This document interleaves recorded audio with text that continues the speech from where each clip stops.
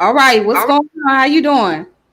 I'm good. I can't see you for some Hold reason. on. Oh, shoot, I can't hear you. Can't hear me? All right. Okay. Here we go. You can't hear me at all? Yeah, I can hear you now. I can hear you. My sound was off. It was cut off. Okay. Okay. All right. All All righty right. then. What's going on with you? How you doing today, brother? I'm doing good, sister. How are you? I'm doing all right. I'm doing all right. Yes. It's good Yeah. seeing you. Good seeing you. Yeah, I'm just trying to wait for some people to get in here. So, Okay. you know, I just want to yeah, give it a few moments. You came sooner. Yeah. Yeah. You came soon. So yeah, I'm just waiting for some folks to come up in here. Okay. I'll give about a minute and 30 seconds for about two That's fine. minutes. Yeah, so mm-hmm. Other than how's your day going? My day good. I had to work today. I got to work in the morning, so Yeah. it's Okay. Okay. Yep. That's cool. That's what's up. All right then. Just give me a few moments. Give me a moment real quick. All right.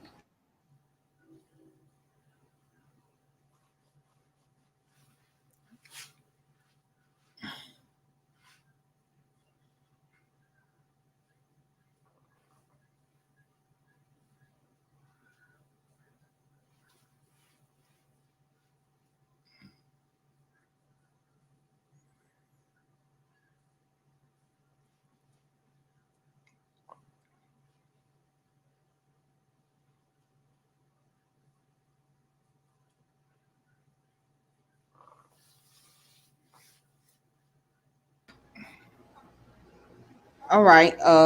Here I am. Okay, okay. sorry about that. All right. So, may peace and power elevation be to all the beautiful people out there.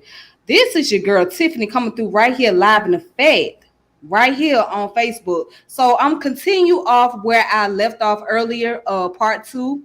We was earlier I did the video about the history of Jamaica, right? So just going into the origin of history, because August 6th was the Independence Day of Jamaica. And so now what I'm going to do is I'm going to continue on the part two, and we're going to talk about the history of the Rastafarian culture. And I have a brother here who is a practitioner of the Rastafarian movement. So he's going to help me out, and I'm going to ask him some questions and whatnot. So before I go into that, let's get a background of what the Rastafarian culture is. Okay, so so people can get an idea. So I just want to show something real quick. So I'm just gonna read a little something to them, then we're gonna talk. All right. So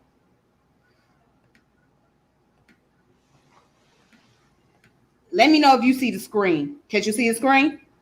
Yes. Okay. So according to this information, right, it's on wiki1.com. So Mhm. this is Rastafari. And let's read some information real quick. So Rastafari, also known as Rastafarianism, is an Abrahamic religion that developed in Jamaica during the 1930s. It is classified as both a new religious movement and a social movement by scholars of religion. There is no central authority and control of the movement, and much diversity exists amongst practitioners who are known as Rastafarians, or Rastas. Um, and then it goes on to say that the Rasta beliefs are based on a specific interpretation of the Bible. Central is the monotheistic belief in a single God, referred to as Jah, who partially resides within each individual. Rasta also maintains that Jah incarnated in human form as Jesus Christ. Rastas accord Haile Selassie, the emperor of Ethiopia between 1930 and 1974, central importance. Many regard him as the second coming of Christ, and thus Jah incarnated, while others see him as a human prophet who fully recognizes the inner divinity in every individual. Rastafari is Afrocentric and focuses attention on the African diaspora, which it believes is oppressed with Western society or Babylon. Many Rasta call for this diaspora resettlement in Africa, a continent they consider the promised land or Zion. Some practitioners extend these views into black supremacism. Rastas refer to their beliefs as livity. Communal meetings are known as a groundation and are typified by music, chanting, discussion, and smoke of the cannabis. The latter regarded as a sacrament with beneficial properties. Rasta emphasize what they regard as living naturally, adherent to Ital dietary requirements, twisting their hair into dreadlocks, and following patriarchal gender roles. All right. So I'm just gonna stop right there, and I'm gonna talk to my brother.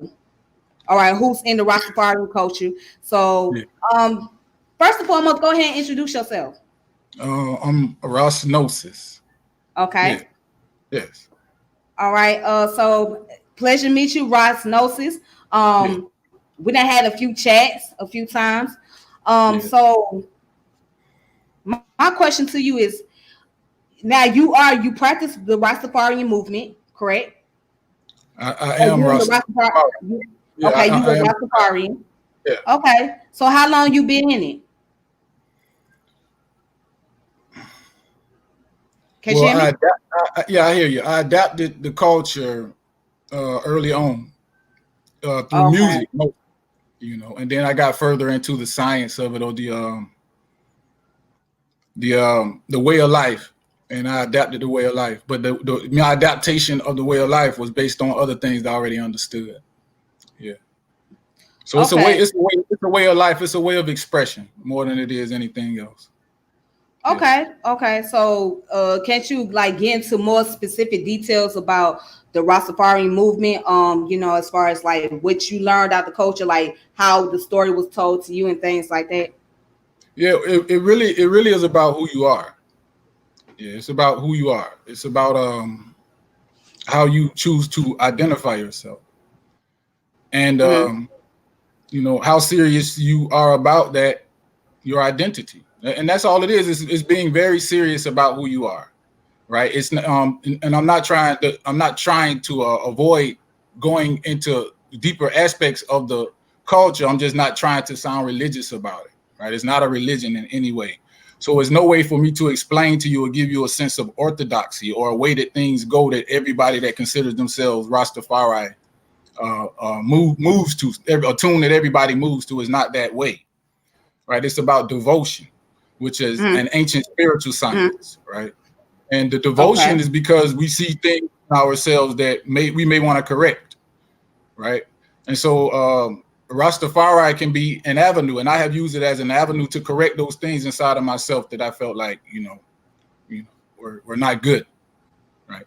And devotion helps, and Rastafari is one avenue of devotion, but there are Mm-hmm. many, and Haile Selassie, who is Rastafari, Haile Mm-hmm. Selassie and Rastafari is the same. That's just the patron saint of the Rastas. That's who we Mm-hmm. consider as the highest example, Mm-hmm. right? And some of us have received that example in different ways. I received the example as the supreme example. And so in that, I saw no need to go any further. Right there, I was relieved of a certain insecurity. And being relieved of that insecurity opened me up to all different other types of possibilities. And it just stays at that point. Once you're open up to the infinite possibilities in life, then this is what a Rasta considers freedom, right? And you stay open. You don't close off the possibilities. And that way you're never agitated by the changes in life. So it's spiritual science. It's a healing. It's a psychological thing. And devotion and devotional practice is just that. It's just a healing for the psyche. Yeah. Okay. So, I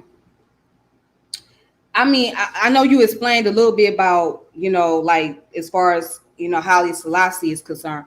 Mm. What other beliefs do they have in the Rastafari culture? It's all about self. Most of us start with self and improving self as an example for the children. So it's really about setting a great example for the children. It's a common sense thing, a very common sense idea, a common sense attitude, right? What is the best example for the children, right? And Rastafari appeared with so many elements, so many tools for us to provide a great example for the children. And so, and we as Rastafari draw from those tools, and we apply those tools in our everyday lives to, feel good about our mission as parents or as examples of what we believe in, right? We want to be thorough about what we believe in, and we do that by living up to those tools that we've pulled from different aspects of the Rastafari teachings, because they're so vast. They don't leave out anything. You're going to find a part of Christianity. You're going to find Judaism. You're going to find Hinduism. You're going to find it all. And so this is a way that we can draw from all of those things and not feel that we're some kind of way shorting our devotion to Haile Selassie. Haile Selassie showed us through his example that he was a worldwide figure, that he was able to adapt to each culture, that he was thorough in the understanding of each culture. And mostly the mystical implications, because he came from a mystical background, the Oriental Christian understanding, the Eastern Christian understanding, which is a mystical understanding, right? Where God and man is one from the get-go. So we're not doing a whole lot to try to get that understanding across to each other, that God resides within us. We don't have to emphasize that. Now, what do we do with that understanding that God resides within us? We find ways to express that to the children, right? Who are not just going to accept when we tell them you are God, right? That we're living in a world where there are other forces that do not want kids to, or anyone to really get that understanding so easily. And so we understand that. So we work with that. We work with those forces. We take that energy and we work with that. And it keeps us creative. And so you'll get reggae music, you'll get different things like that. And that's just the creative branch. We're just trying to get that message across, right? To the children of their glory. Right. And my main method is to, be honest, So yeah, that's the truth of it. That's the real of it.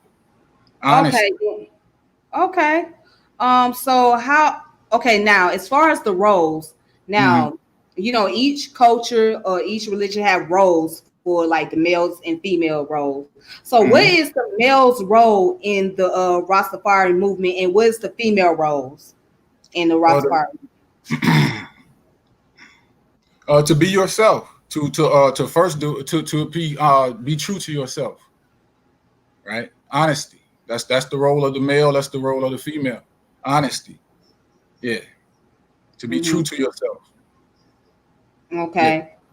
Yeah. Okay. So like, do they ever look at the male like the head of household, like, like the head figure of the family?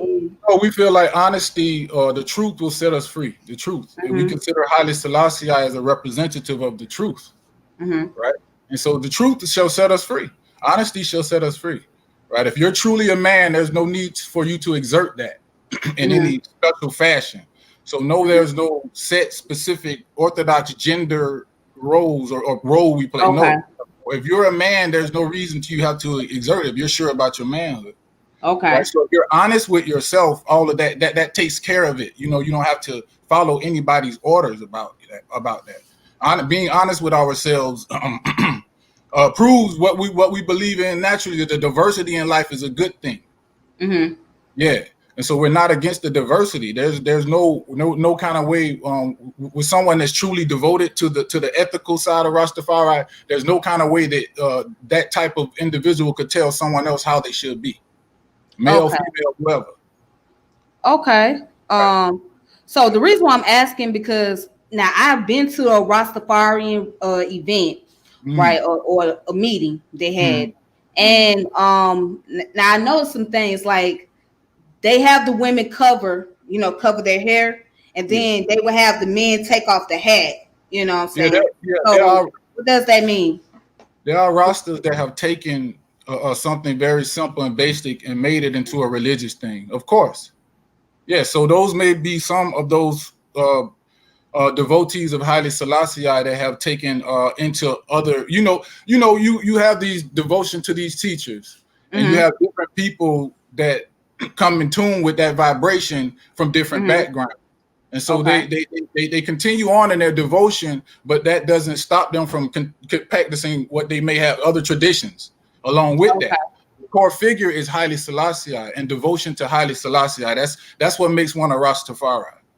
Devotion to Haile Selassie, to Rastafari. That's why we call ourselves Rastafari. I am a Ras. I'm Ras Gnosis.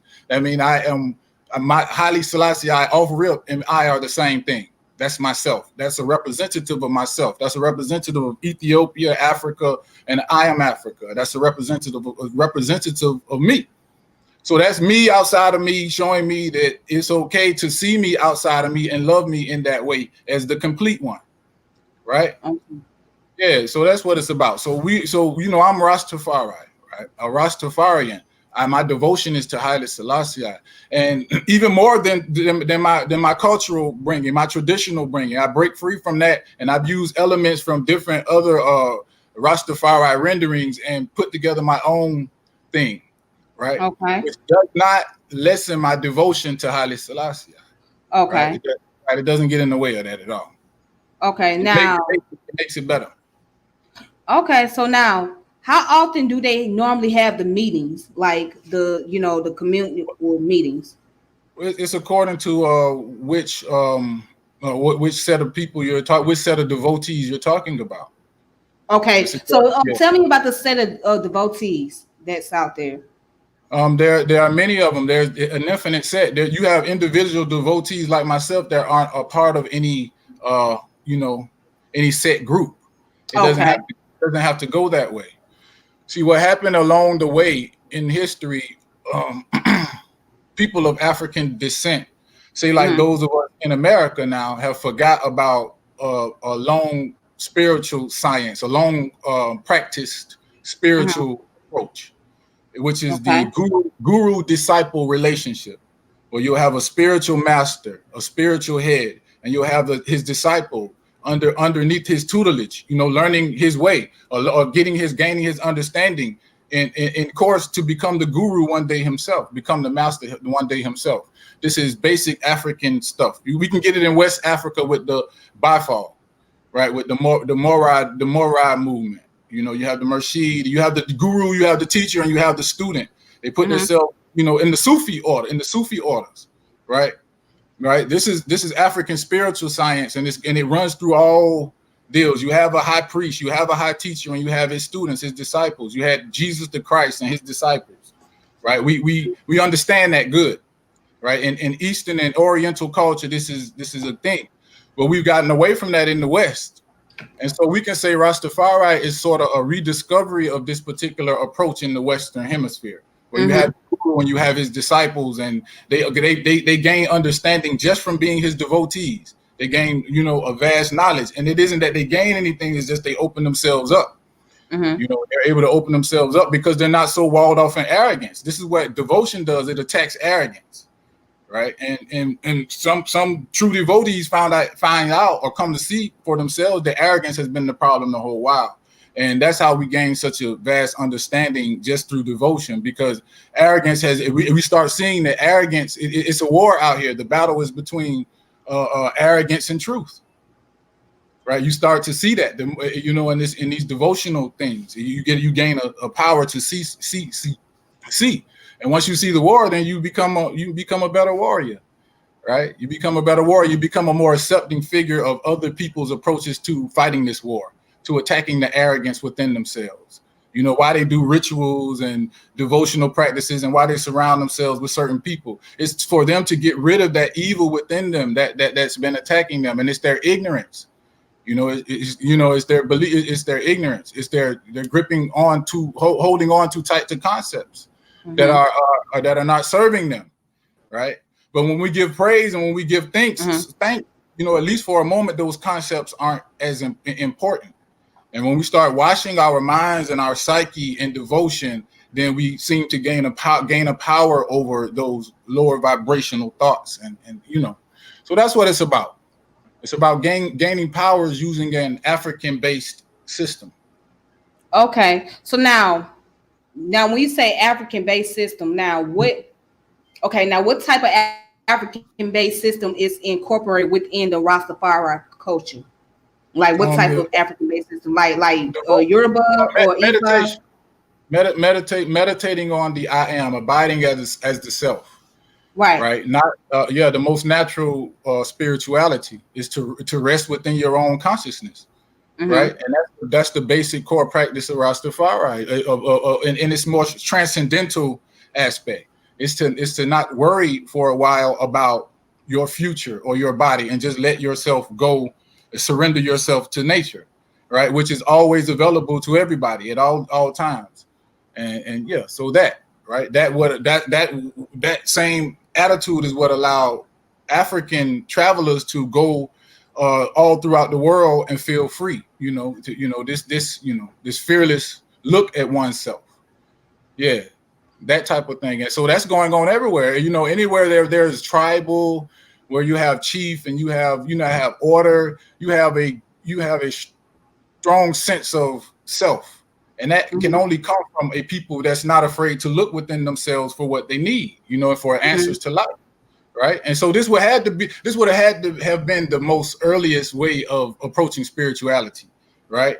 With no tools, with no outside, just a common sense, honest look at things. Like, okay, here we are in a world that we know very little about, and Mm-hmm. embracing that which we don't know. Right. Mm-hmm. This would have been the earliest attitude. We would have had to, for us to explore, for us to travel deeper into reality, we would have had to embrace what we didn't know. Right. And the first thing we would embrace is what we didn't know about ourselves. Right. Right. Right. And so yeah, this is what it is. We embrace what we didn't know about ourselves, that we allowed ourselves to be students to ourselves. Right. And we came to understand that everything we needed we already had. Right. And so that's the Okay. goal. That's yeah. Okay then. So let me read something else real fast dealing with the history of the Rastafari, and you know let's build on that. So it Mm, says the Rastafari originate among impoverished and socially disenfranchised Afro Jamaicans community in the 1930s. Jamaica. Its Afrocentricity ideology was largely a reaction against Jamaica's then dominant British colonial culture. It was influenced by both Ethiopianism and the Back to Africa movement promoted by black nationalist figures such as Marcus Garvey. The movement developed after several Protestant Christians, clergymen, most notably Leonard Howe, proclaimed that Haile Selassie, crowning as Emperor of Ethiopia in 1930, fulfilled a biblical prophecy. All right, by the 1950s, Rastafari's countercultural stance had brought the movement into conflict with wider Jamaican society, including violent clashes with law enforcement. Now, in the 1960s and 1970s, it gained increased respectability within Jamaica and greater visibility abroad through the popularity of Rasta-inspired reggae musician, most notably Bob Marley. Enthusiasm for Rastafari declined in the 1980s following the death of Haile Selassie and Marley, but the movement survived and has presence in many parts of the world. Now, let's stop right there. Now, mm, based on this little paragraph right here that I just read, let's build on that concept. mm. Okay, what part of it you want to add? You Um, different things going on now. okay, so let's talk about the fact that it was you know was originated during the time that they were fighting against the British colonial culture and movement and stuff. Um, so and also the black nationalist influence, the Ethiopianism, and the reggae music being incorporated into that. Yeah, well, a lot of that the historical aspects of the movement are important, Mm-hmm. but for the Rastafari who didn't live through that, who Right. drawn into the movement from different avenues, we also have to be considerate that Rastafari has many expressions, and not everyone that deals with the system was drawn in or drawn closer to the system the same Mm-hmm. way.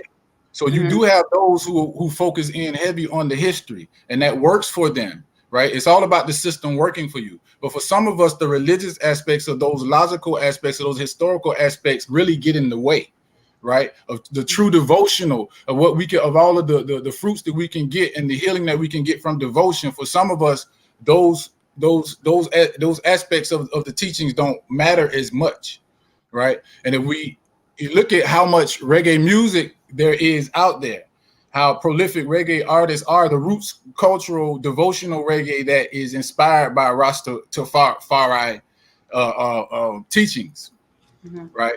And how that has influenced and helped heal so many people and drawn so many people in. Before they ever knew anything about Leonard Howe or any of this, some people were converted just by the devotion of reggae music artists. And so we have to put an emphasis on devotion, because there are more devotees that do not know the history but have been drawn in through reggae music than anything else, right? So I think that is a very important part of things too, the reggae vibes and how that has had a transformative power in people's lives, right?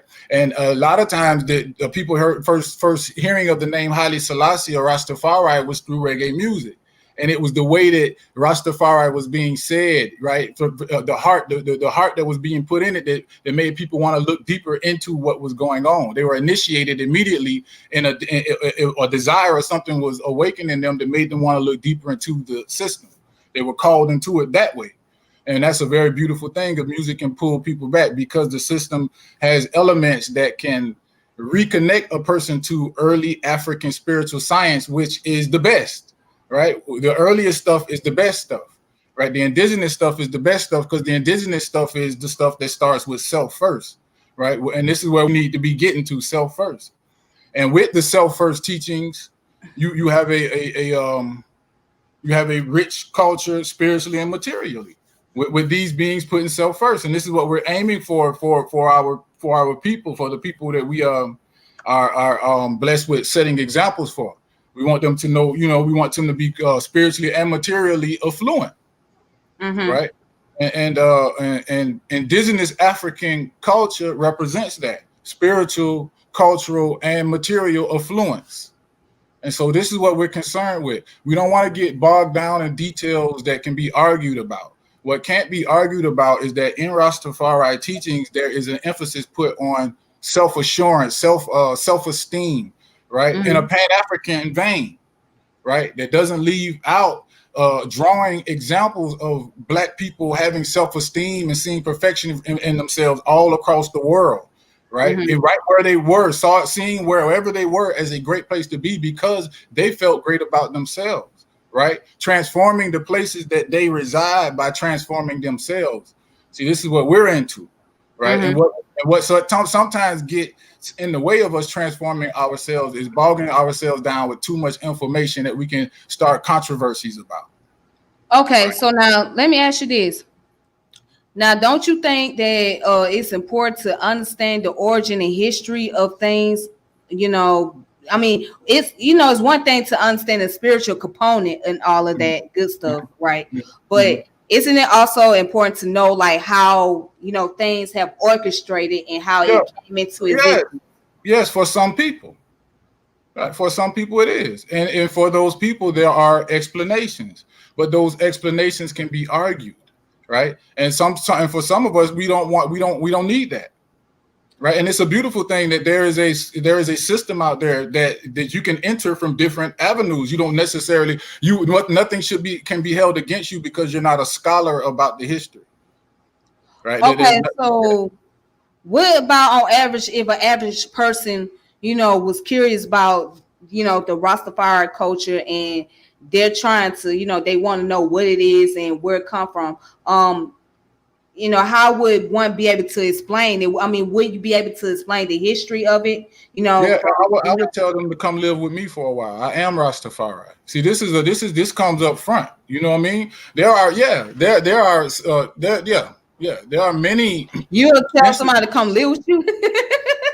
or in a sense, if you wanted to know who I was, I would say you would have to live with me. I am, and this being is not something I can tell you about. It's continuous. It isn't walled off in any way. I'm free, and I am, and I exist. I'm conscious. I'm aware, And this awareness is not confined to a particular explanation. And so if I say I am Rastafari, right, I am that, right? I am it. I am. Right? This is what it is. We are. Yeah. Oh, okay. Okay. I'm looking. So I have a question. Now people want to know, when they hear about the Rastafarian culture, the first thing they come and think about is the marijuana, the weed and all that. So what is the significant meaning of, the Rastafarians when they smoking marijuana?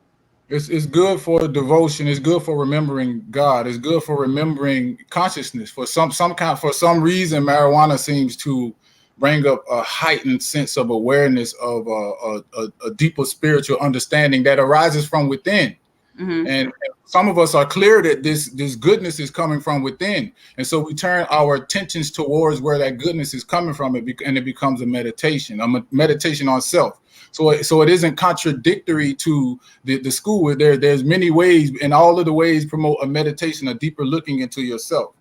And a marijuana accompanied with other where you're already engaged in looking within in yourself, marijuana can enhance that. It can make that a worthwhile journey, and becoming comfortable in the realms of consciousness or the realms that exist within. Eventually, we start to feel lighter in the body.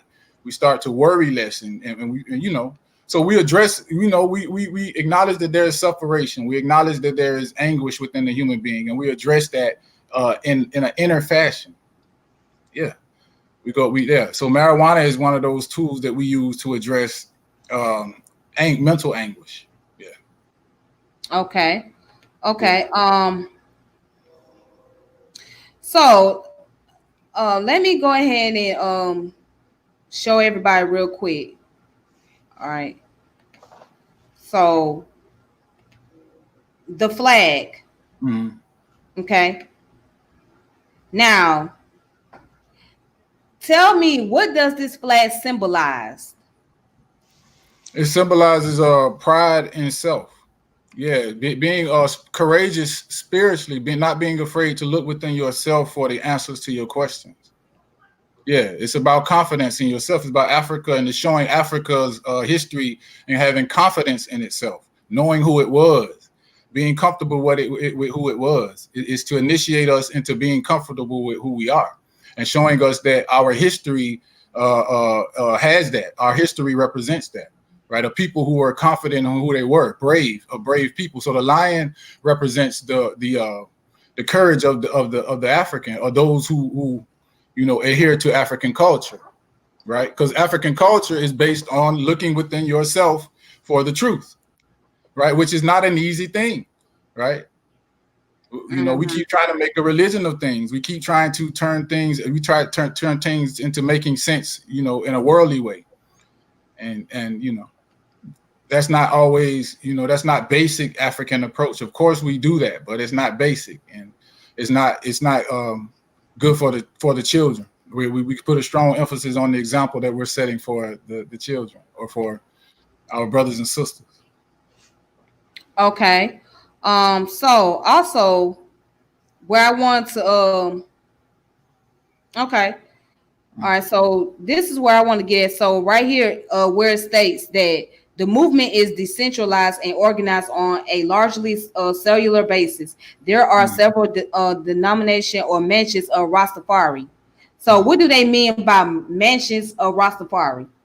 Well, there are different branches. There are different popular or different interpretations that have become popular. That's all. The mentions are popular interpretations that have gained a significant following. Right, somebody's interpretation or somebody's way of putting together some elements, and under the banner of Rastafari, and then other people saying, you know what, that may work for me, trying it out. They form a group. That group makes some noise. People, and then they give an explanation, and they give their interpretation of things, and maybe somebody from the outside considers them a mansion. Maybe they take a title for themselves. Okay. Because under here, where it says mentions of Rastafari, is an umbrella term for the various group of the Rastafari movement, such as includes the Bobo Ashanti, and was it Inyaba Benji. Naya Bingi. Okay, Naya nine Bingi. Benji, nine Yeah, Naya Benji, Bingi. and the 12 tribes of Israel, and several smaller groups include African Unity, Covenant, Rastafari, wow, Mazanic Dreads, and Selassie Church. The term is taken from the biblical verse in John 14:2. In my father's house are many mansions. So now let's talk about the Bubba Ashanti. Mhm. Let's get there. Mhm. So what is your You know, knowledge of the Bubba Ashanti? well, the Bobo Ashanti were popular around the time I was really getting deeper into the faith. And so I gravitated towards Bobo Ashanti teachings because of the music. I used to hear Capleton saying Haile Selassie, Selassie, Rastafari. This wasn't the first time I ran into that, but it was the way he said it, and his heart was there. And it was in the middle of a song with a good tune. And, you know, I grew up hearing gospel songs, and I would see my grandmother sing in that way, and her heart was there. Right. And I started hearing reggae tunes, you know, Bob Marley, and I just heard the heart was there. There's something these guys really believed in, and they were pouring their hearts out about it. And I was drawn to that. That meant something to me. I saw something in that, right? To Okay. disappear. Yeah, transcendence. I saw what I had been looking for, a way to go past my mental anguish, right? By giving thanks, by giving praise, right? I saw a science in it. I saw Okay. a power in it. Yeah. Yeah, and many do. Many of us do. I've shared times listening So to. that's where you started. That's where Huh? I was I'm initiated. sorry. What Yeah, you? that was. Yeah, that's where I was initiated. That's how I was initiated into the Okay. understanding. So you was initiated through the Bobo Ashanti, right? And how Well, long did you? Bob Marley, I listened to roots reggae music when I was a kid. My parents played those tunes, my stepfather especially, and he said some things, and I overheard him saying, and those things stuck with me. And one day I was alone with my cousin, and we put in some Marley records, and we were old enough to understand a couple political things and slavery. We were know, so we heard Marley saying some stuff, and we heard see him saying it to the tune and the way he was saying it, you know, and we felt some things in that. And I looked at my cousin. I like, do you hear that? Do you, and not just do you hear that? Do you feel that? Mm-hmm. You know, do you feel that? And it was like, yeah, yeah. And that always stuck with me. And then another thing, I'm from Florida, and so there's a lot of people from the Caribbean here. Okay. Florida, if you're in Florida, you're gonna run into reggae music. You're gonna run into rastas. Right. Yeah. And so Right. that too. So being around different people, having family members associated with people from the Caribbean that had Rastafari understanding and just different things. It was always there around. And so I was at first a great lover of reggae music, but a big doubter of the whole worship of Haile Selassie. My cousin used to try to tell me stuff about it. He was like, it's more than just the music. Look into this, look into that. So I'd be like, well, how if Selassie is God and if he is Christ? And I was the biggest doubter ever. It didn't make any sense to me what he was telling me. But you know, Mm-hmm. one day, just being Okay. doubting enough and honest, being honest with myself, doubting enough, but loving my cousin and loving my people enough to look deeper into what he was saying, and then it revealed itself as what was good for me too. It Mm-hmm. revealed itself. And so from that, I didn't need any more of the.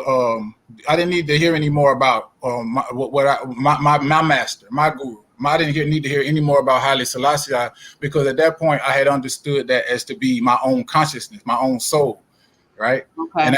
And it was easy for me to understand because of the times in my life where different things were coming to me.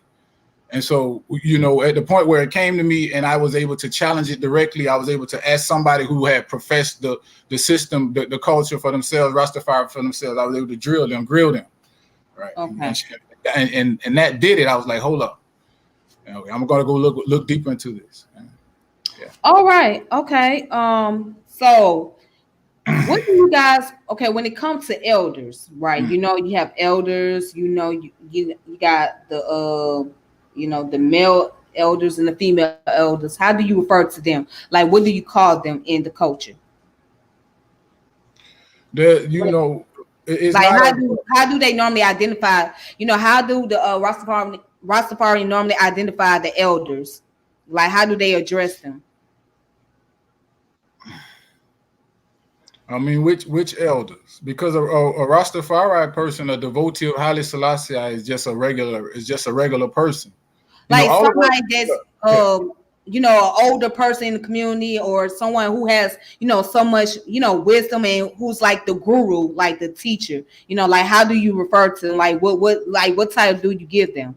Well, Rastafari, right? The outer guru is given the same acknowledgement as the inner guru. You keep quiet in the presence of the guru. That's the meaning of the guru. If you're meeting the guru, the pinnacle of human expression, then why do you need to speak? What your mind should stop. You should go past your personality and you should merge into that individual or into that principle, right? So the principle, the guru, is all about merging into.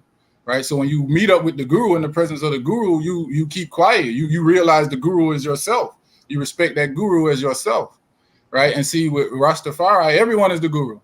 Right. So everyone receives the same respect. And so there's equilibrium. There's peace on earth in the heart and mind of a Rastafari, because everyone is Rastafari. Right. In essence. Right. This is I'm speaking a very ancient spiritual code, just using Rastafari as an example. Right, and that's what it is. It's just it's a concept mostly, but up underneath the concept is an actual expression that really has effects in everyday life. And so the focus is on that expression and its effects in everyday life. Yeah, yeah. Okay. So you approach the guru, right? You approach the guru in silence. You approach the guru as yourself. You approach the guru with respect. Yeah, Okay. So yeah. now let's look at the word grounding. Okay. So also here in the same article, Mm-hmm. it speak on grounding. So the term grounding, and I'm gonna show you real fast. Mm-hmm. Okay, the term grounding is used among Rastas to refer to the establishment of relationship between like-minded practitioners. Grounding Mm-hmm. often take place in a commune or yard and are presided over by an elder. The elder is charged with keeping discipline in the group and can ban certain individuals from attending. So the number of participants can range from a handful to several hundred. Activities that take place at groundings include the playing of drum, chanting, the singing of hymns, and the recitation of poetry. Ganja or cannabis is often smoked. Most groundings contain only men, with women being excluded. Some Rasta women have established their own all-female grounding circles. Now, with the groundings, have you been to the one that is like mostly all brothers, or it was co-ed? Well, see, this is the deal. When you say rosters, right? Maybe we should remember to say some rosters. This is not all rosters. Yeah, that's why I'm asking you. Like, have Am I you been part? to? Am I part of this sect of Rastafari that it's a part of that? No, I'm not a part of one of those sects. Okay, so you never been to the grounding. No, I'm not a part of any sectarian division in Rastafari. I'm not. I don't adhere to sectarianism in any fashion. And so I'm not that type of deal. A Rastafari essentially is a devotee of Haile Selassie. Right now, Okay. how we approach our devotion to Haile Selassie is different for each individual. Now, some Okay. individuals see commonalities in their devotional practice and they band together and they may call themselves groups.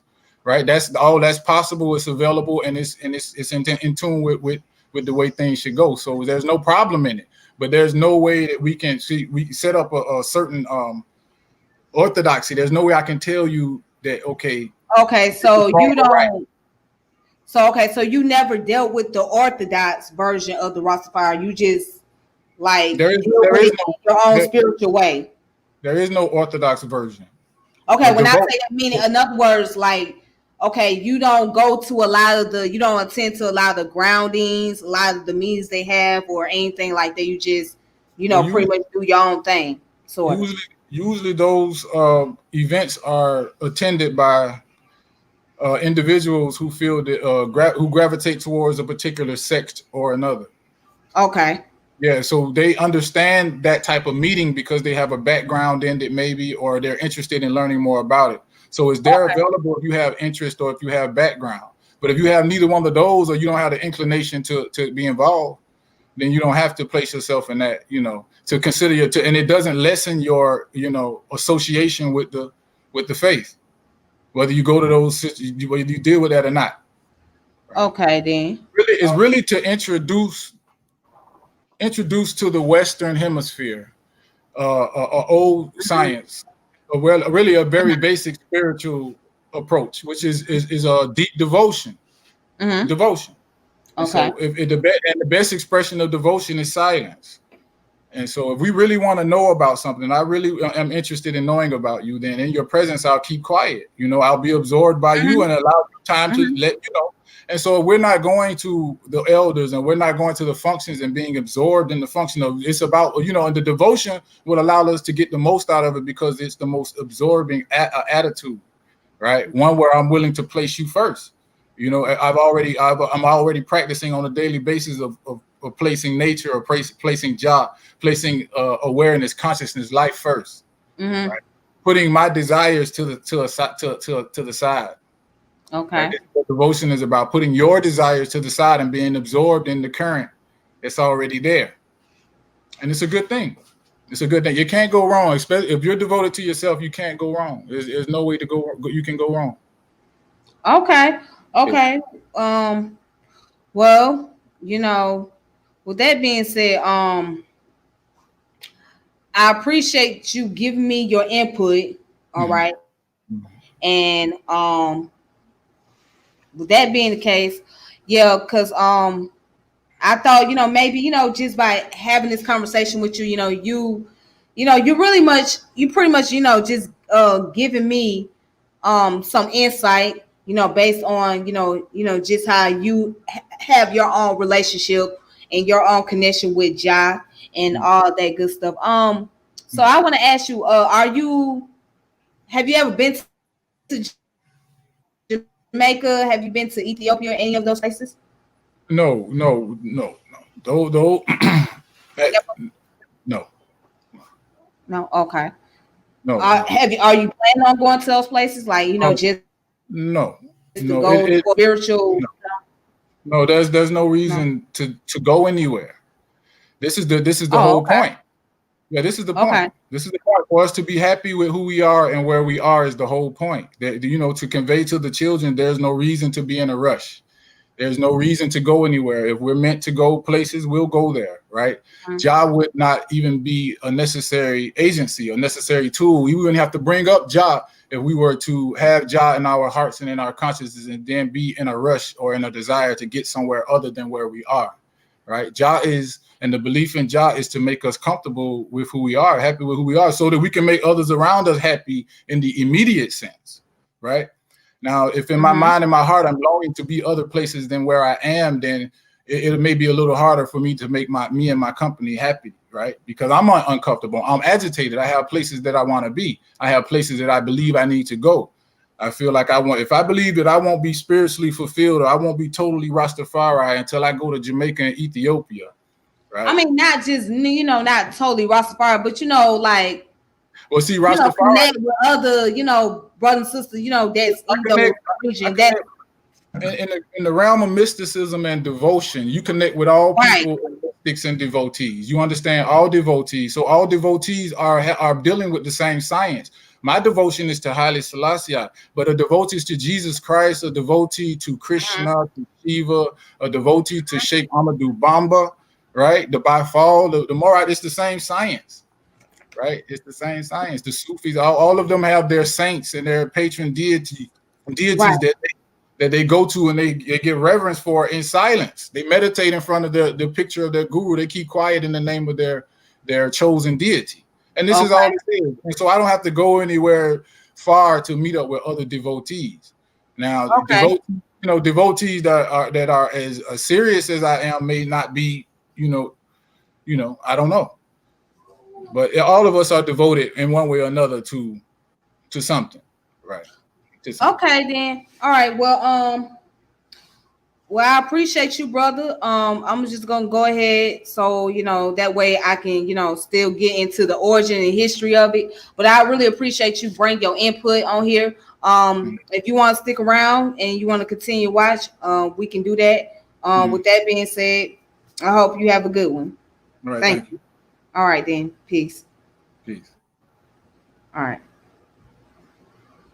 Righty. Okay. All right. So oh, hold on. Okay. All right. So with that being said, yeah, let's like continue to learn about the history. So that's a brother that's in the Rastafari culture, and basically from what he was explaining, how how he's spiritually connected. As you can see, he's very spiritual. So he's very spiritual, and by him being really spiritual, he's very very connected to the Most High in that sense, through the Rastafarian culture. And he operates under the concept of understanding himself. And one thing you have to understand about the Rastafarians, because I've been around them, um, they're very spiritual people. You know what I'm saying? They're very spiritual people, and what they do, they keep it, as their cultural practice is very sacred to them. You see what I mean? So I want to be able to continue on to get into more details about the history, and from there, after that, I'm gonna go ahead and log off the video. So let's just go ahead and look at the let's finish looking at the history behind it. So um let's see, where did I leave off at? Okay.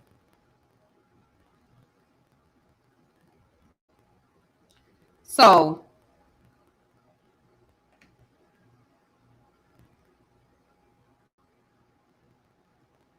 all right, so I want to go ahead and down here where the part says Rastafari are monotheists, worshiping a singular God whom they call Jah. The term Jah is a shortened version of Jehovah, the name of God in English translation of the Old Testament. Rastafari holds strongly to the immanence of this divinity, as well as regarding Jah as a deity.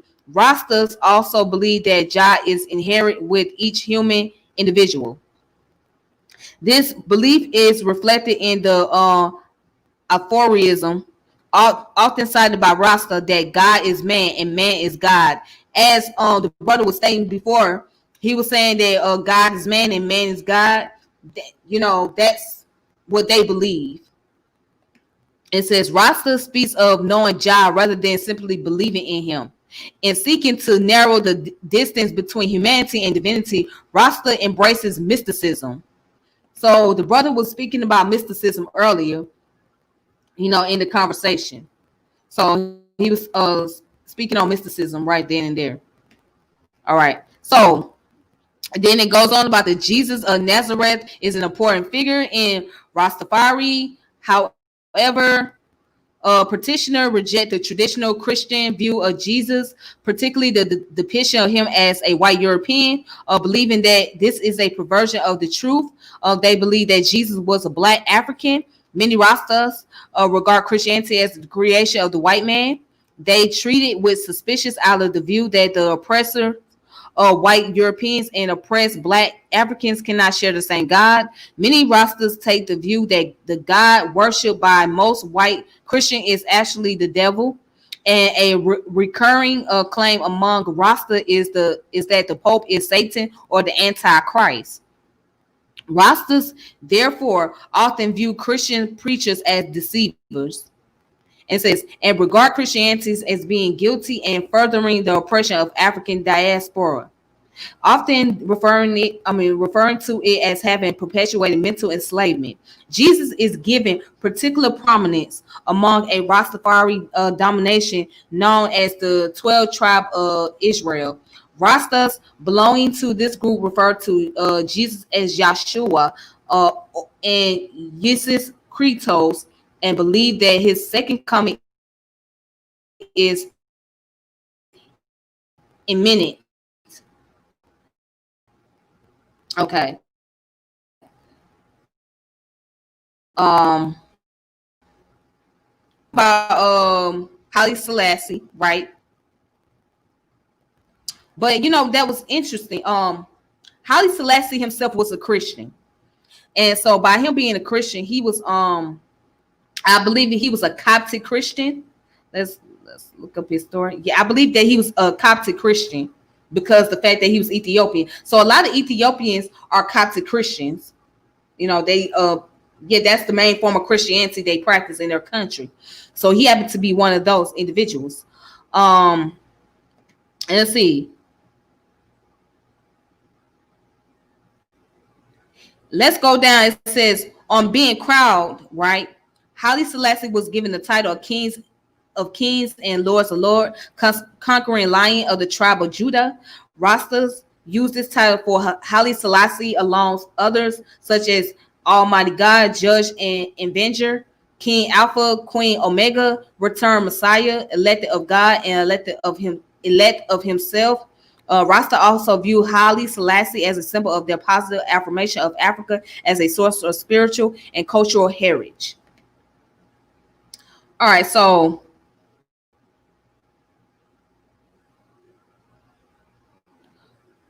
okay, now here's the part that's interesting. It says, during his life, Selassie described himself as a devout Christian.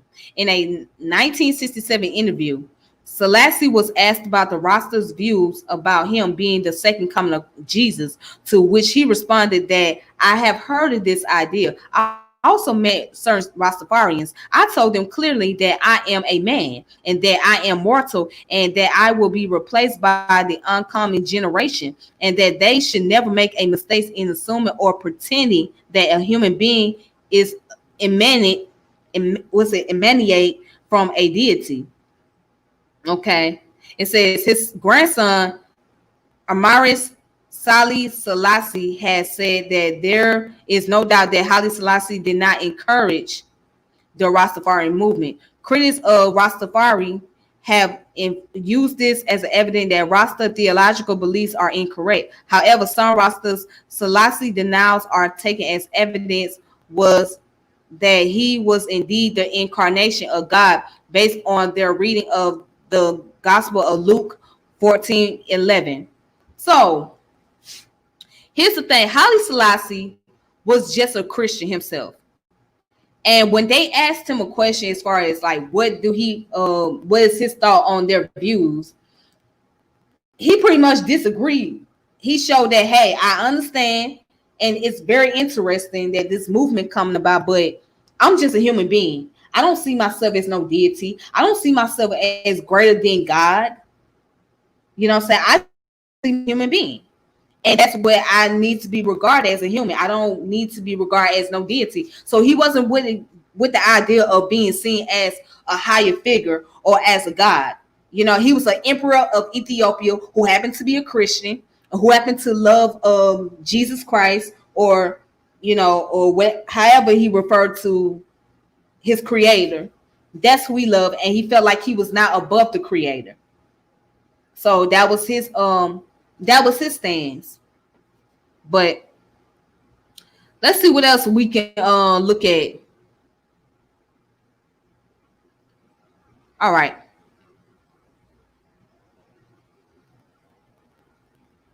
All right, so it says the Rastafari movement began among Afro-Jamaicans who wanted to reject the British imperial culture that dominated Jamaica while they create a new identity that was based on reappropriation of their African heritage, right? Okay, so it says petitioner of Rastafari identified themselves with the ancient Israelites, God-chosen people in the Old Testament, and believe that Black Africans broadly, or Rastas more specifically, are either the descendant or the reincarnation of the ancient people. This is similar to beliefs in Judaism, although many Rastas believe that modern-day Jews claim to be descendants of the ancient Israelites are false. And it says Rastas typically believe that Black Africans are God's chosen people, meaning that they made a deal with him and thus have a special responsibility. All right. All right. So, and then it says, oh, there is no uniform Rasta view on race. Many Rasta endure endorsed black supremacy, believing in the existence of distinctively black African race that is superior to other racial groups. This has opened the religion of accusation of racism from its critics, including black Jamaicans. Cashmore noted that there was an implicit potential for racism in Rastafari beliefs, but he also noted that racism was not intrinsic to the religion. Some Rastas have acknowledged that there is racism in the movement, primary against Europeans and Asian. Um, but also against white European Rastas. Some Rasta sects reject the idea that a white European can never be a legitimate Rasta. Other Rastas said believe that an African identity is not inherently linked to black skin, but rather is about whether an individual display an African attitude or spirit. And that's very interesting. Um, so and then goes on to say that the Rastafari teaches that the members of the black African diaspora are exiled living in Babylon, a term which applies to Western society. For Rastas, European colonialism and global capitalism are regarded as manifestation of Babylon, while police and soldiers are viewed as its agent. Okay. So the term Babylon is adopted because its biblical association in the Old Testament. Babylon is the Mesopotamian city which conquered and deported the Israelites from their homeland between 597 and 586 BCE. Rastas compared the exiles of Israel in Mesopotamia to the exiles of the African diaspora outside of Africa. In the New Testament, Babylon is used as a euphemism for the Roman Empire, which was regarded as acting in a destructive manner that was akin to the way in which the ancient Babylonians acted. Rasta viewed Babylon as being responsible for both the Atlantic slave trade, which removed enslaved Africans from their continent, and the ongoing poverty which plagued the African diaspora. Rasta turned to scripture to explain the Atlantic slave trade. Rastas believed that the slavery, exile, and exploitation of black Africans was punishment for failing to live up to their status as Jah chosen people. All right. So let's also look at real quick. Okay, let's look at the morality and gender roles. Now, there are some people that don't adhere or subscribe to the morality or gender roles in the Rastafarian movement, such as the brother that was on here. He doesn't subscribe to that, but then there are those that do. So, it says most Rastas shares a pair of fundamental moral principles known as the two great commandments: love God and love a neighbor. Many Rastas believe that to determine whether they should undertake a certain act or not, they should consult the presence of Jah within themselves. Okay, it said Rasta promotes the ideas. Promotes the idea of living naturally in accordance with what Rasta regards as nature's law. It endorses the idea that Africa is the natural abode of black Africans in a continent where they can live according to African culture and tradition and be themselves on a physical, emotional, and intellectual level. Practitioners believe that Westerners in Babylon have detached themselves from nature through technological development and thus have become debilitated, slothful, and decadent. Some Rastas express the view that they should adhere to what they regard as African law rather than the laws of Babylon, thus defending their involvement in certain acts which may be illegal in the countries they are living in. And emphasizing this Afrocentric approach, Rastafari expresses overtones of black nationalism. Okay, so let's get down to the part about gender roles and sexuality. It says Rastafarians promotes what is regarded as the restoration of black manhood hood, believing that men in African diaspora have emasculated by Babylon. It espouses patriarchal principles, including the idea that women should submit to male leaderships. External observer, including scholars such as Cashmore and Edmonds, have claimed that the Rastafari accords women an inferior position to men. Rastafari women usually accept this subordinate position and regard it as their duty to obey their men. The academic Maureen role suggests that women are willing to join the religion despite its restriction because they value the life of structure and discipline it provided. All right. So you know that's the whole gender role thing. Let me see this. Okay, hold on. Let me finish this up real fast.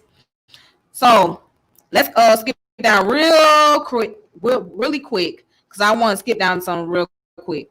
Right. Let's look at the diets. Let's look at diets real fast, and then once I get done with that, then I'm gonna bring the brother back on. Okay. Ooh, this look good. This look absolutely delicious. Wow. It says an entire breakfast, a key, plantain, boiled food, breadfruit, and mango pineapple juice. Oh, that looks so good.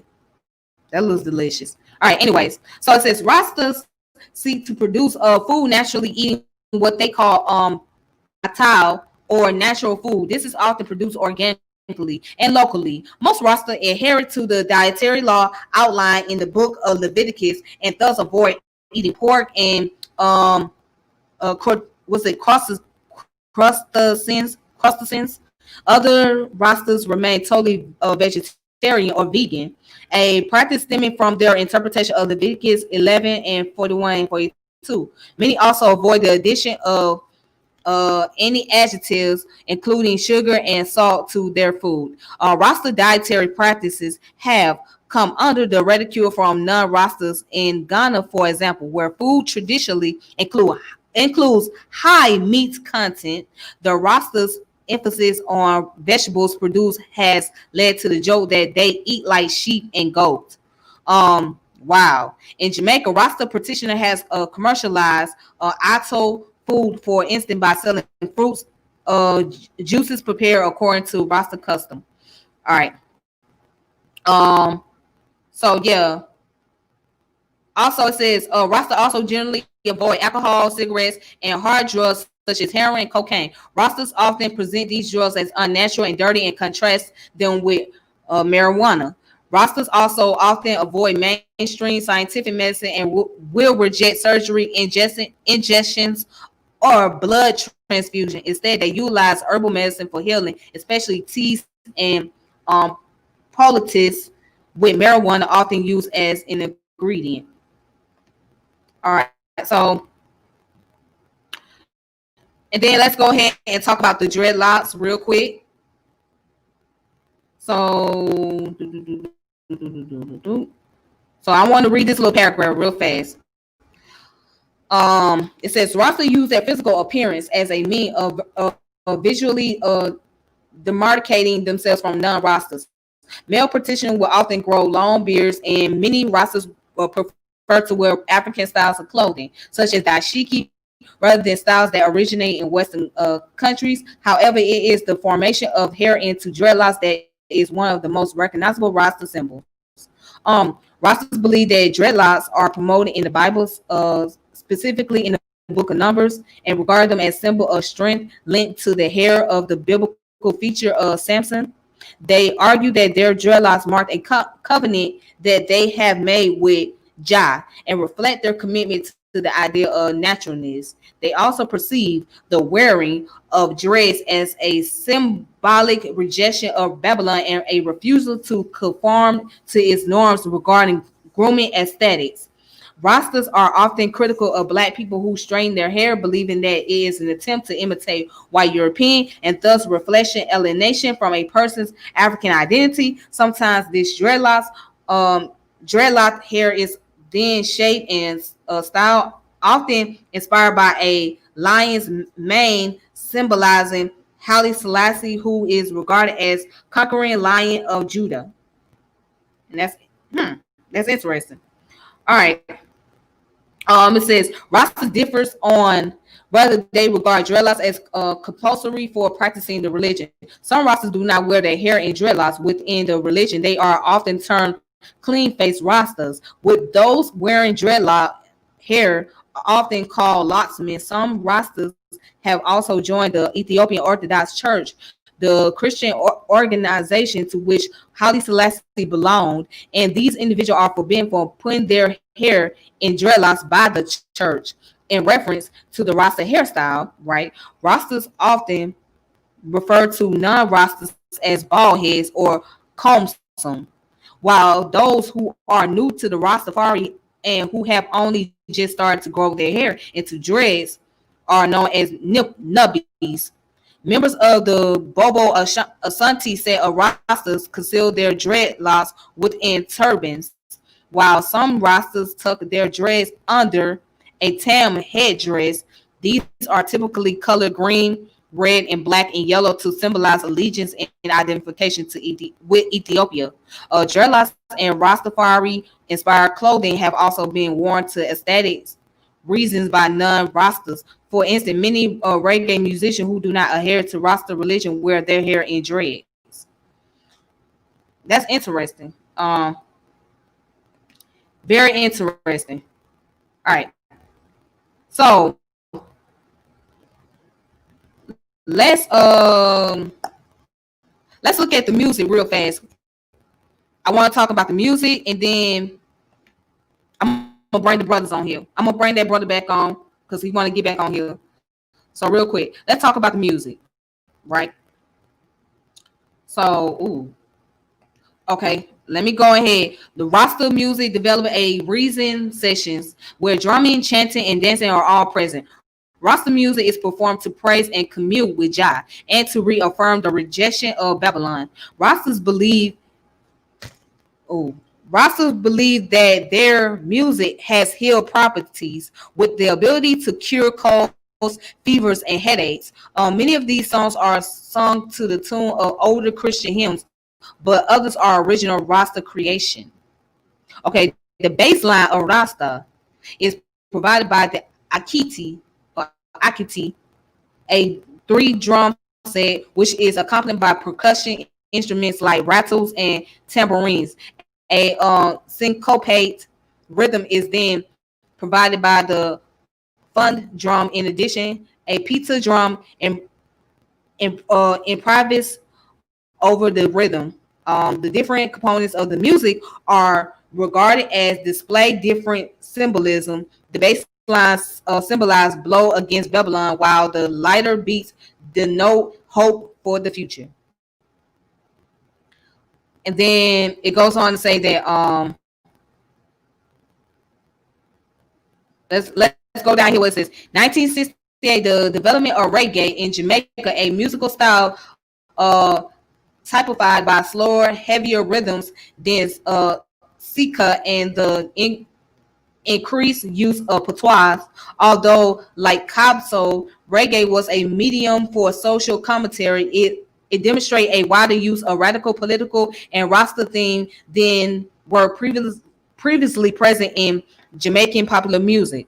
Reggae artists incorporated Rasta ritual rhythms and also adopted Rasta chants, language, mantras, and social critique. Songs like the Waller's African Herbsman and Peter Tosh Legalize It referred cannabis use, while tracks like the Melodonians, Rivers of Babylon, and Junior Bows Beat Down Babylon refers Rasta beliefs in Babylon. Reggae gained widespread international popularity in the mid-1970s, coming to be viewed as music of the oppressed by Black people in many different countries.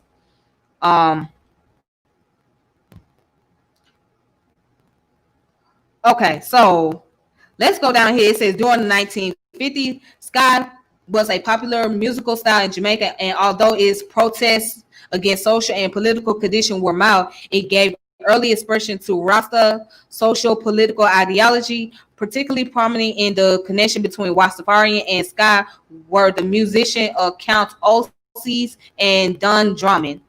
Osies was a drummer who believed that black people need to develop their own style of music. He was heavily influenced by Kumina and Baru, two drumming styles developed by African Jamaicans.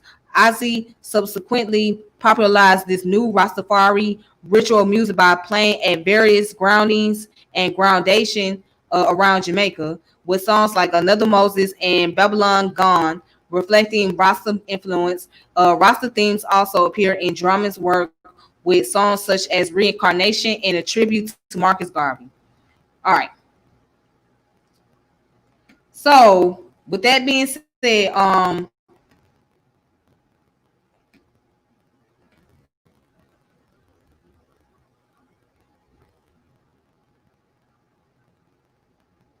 okay, so there's some more information I want to look into, but I'm gonna bring this brother back on here because he's been waiting. All right, peace. Peace. Can you hear me? Okay. Yeah, I hear you. You hear me? Yes. Yeah. I want to address the part where we were speaking about Selassie being a Christian.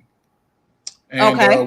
when he heard that, there were people devoted to him in a certain way, that he said, well, I'm not a deity, right? Yeah. Right. Okay. Now, first, him being a Christian, what would be a problem with him being a Christian himself? What would be a problem with him being a devotee himself? Right. He was a devout. Right. Devout is the key word in it all. He was devoted. Right. He put his personality. He put it. Yeah. Whatever he was devoted to is the devotion that matters. It's what we love that matters, and it's how serious we are about that love that inspires others to trust us. Right. How serious we are about what we love is what inspires others to trust us. Right. We're consistent in what we care about. Okay. Right? That consistency can inspire, right? Inspiring to raise someone's spirit, right? Motivate someone, give someone confidence, get them moving, right? Right. And so just by someone's activities, they can get others moving, right? And others that are inspired by others can start to see greatness, see deity, see completeness, see perfection in others that inspire them. And that's perfectly in tune with African understanding, right? Right. And then and to naturally see perfection in each other is a rare deal, right? Okay. Somewhere in human character, we have doubt, right? We have doubt in each other's perfection, right? We pick, we like to debate with each other. We like to pick at each other. It makes us feel comfortable somehow, right? When we accept what we've been told about ourselves, and then we hold up what we believe about ourselves against what someone else has going on, right? And all of it is in the realm of concepts. And eventually we're going to realize that holding concepts in that way and using concepts in that way becomes a problem more than it does than it gets us peaceful and happy moments. And after a while, we decide to drop the game. I'm going to stop being so judgmental, right? So sometimes there are figures that come along in history or come along as examples that inspire us to pass a mundane, controversial consciousness, right? And those figures don't have to say, hey, I'm a shining light. I'm here to awaken you, right? I'm here to wake you up, right? You may wake up inspired by an individual and say, hey, that individual is my inspiration, right? My and that individual doesn't have to acknowledge that. That individual can say, I'm a perfectly normal person. You be like, no, you don't know what you did for me, right? And out of respect for what you did for me, I'm gonna refer people to your example, right? Right. I understand where you come from, but I think what he was looking at is because the Rastafarians at that time period, when he first heard about the movement, he realized that they were like deifying him. Like, well, that's somebody that only knows about history. That's not someone who's a practitioner. And so when you have a practical faith like Rastafari, you have to talk with practitioners to get to know about Rastafari. Now, if you're looking at someone who only is rendering you a technical understanding that doesn't have any history in the practice of the situation themselves, then that's all they can give you, their interpretation, right? They don't know any more than that.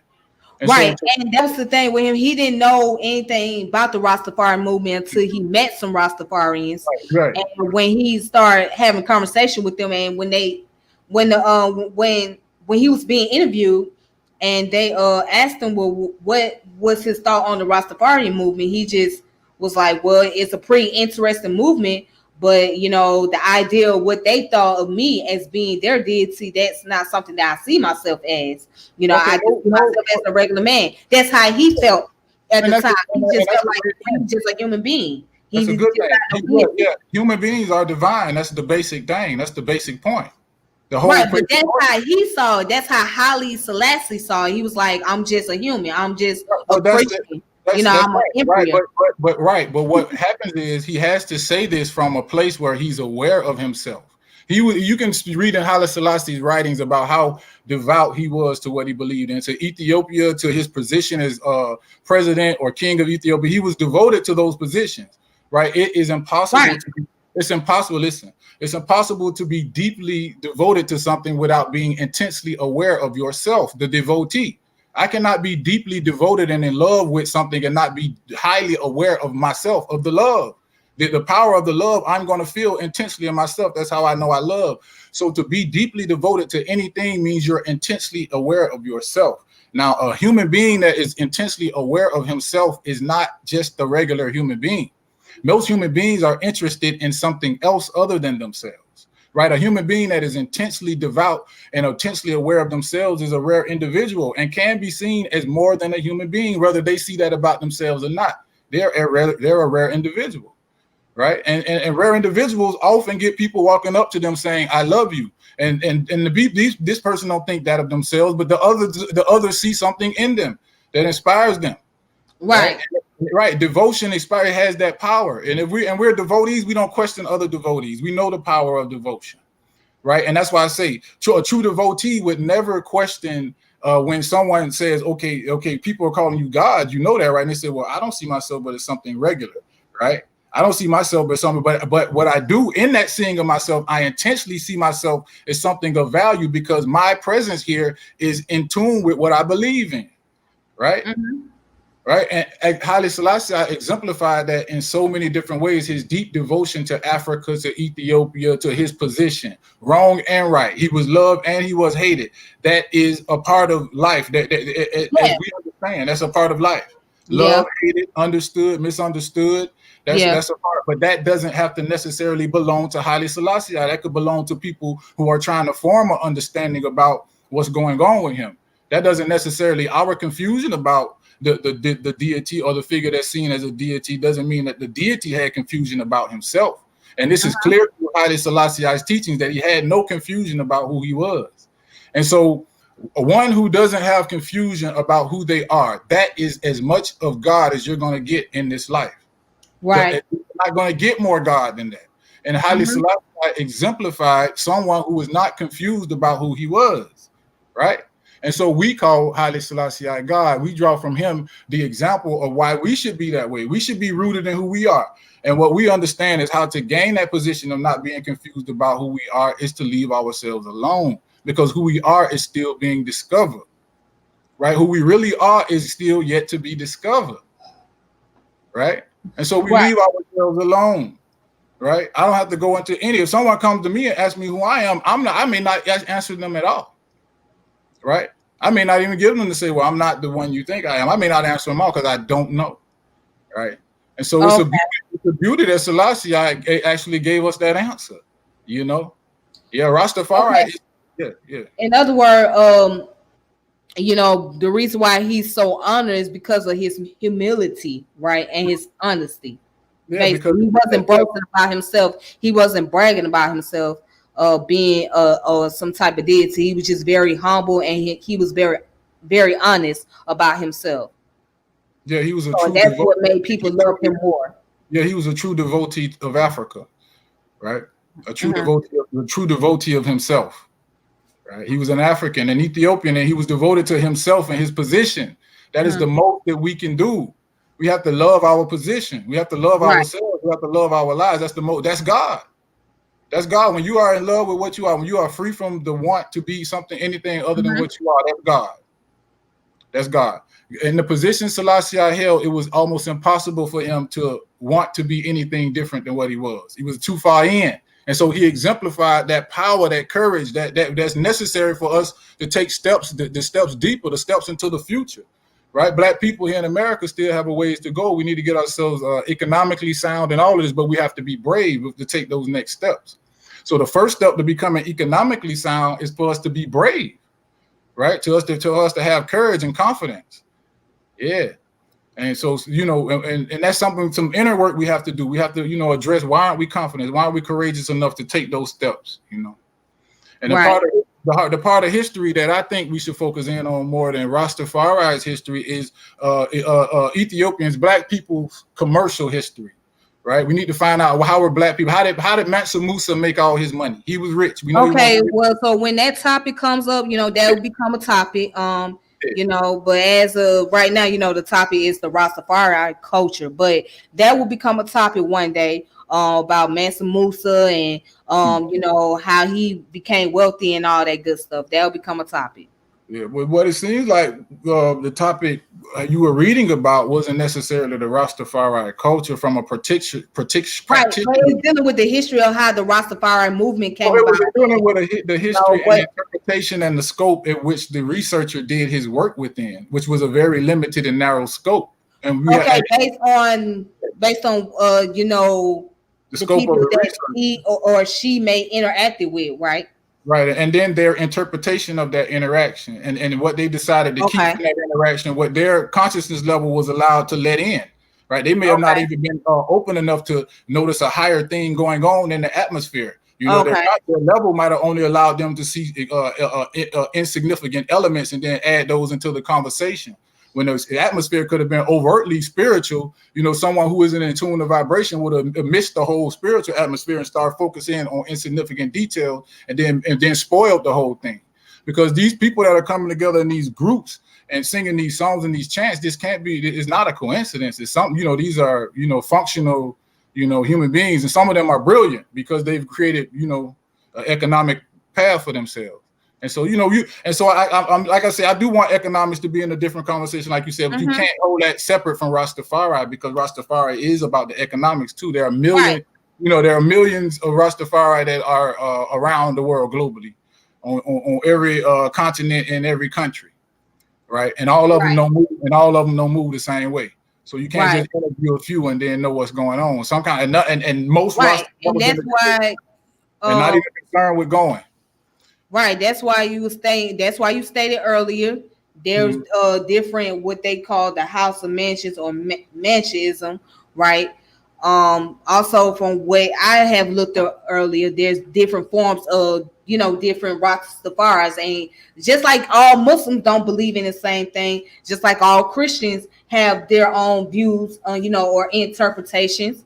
So there's always a group of people, right? Or or just a group in itself that has a different clan or different subgroups. So you may have this group of people over here. They might be a part of this group, but they have their own set and their own ideologies.